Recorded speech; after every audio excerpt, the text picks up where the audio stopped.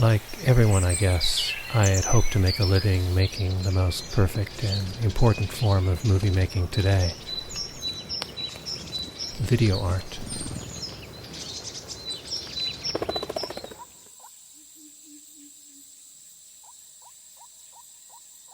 But despite reading all the latest texts and renewing my Artforum subscription, I lacked a signature style, which in the art world is like making marks without being branded. Everything you do is invisible. Openings become pretend celebrations, pity parties attended by friends and other artists on the way up. No logo equals no career.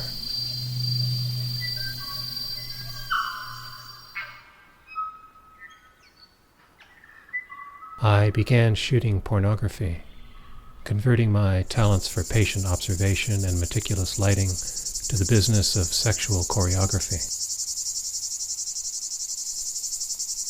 Once I got tied up in a giant frying pan, basted in oil like a chicken.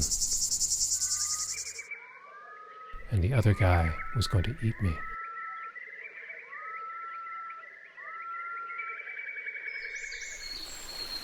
Days were long, but the drugs were good, and so was the pay, until internet streams lowered the price of production.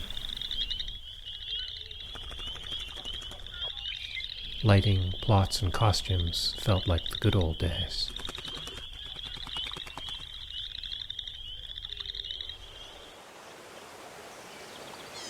Now I mostly film birds and butterflies, who are a lot like porn stars, actually. It's hard for them to sit still. They show up on their own schedules, and they have their own language.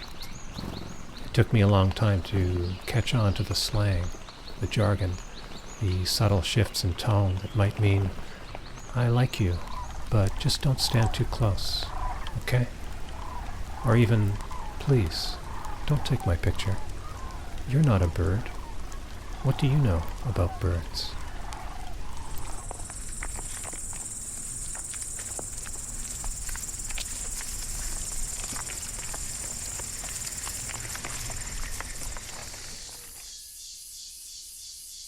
What I find strange is the videos these moments end up in.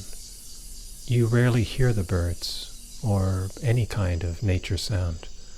I guess nature's not entertaining enough.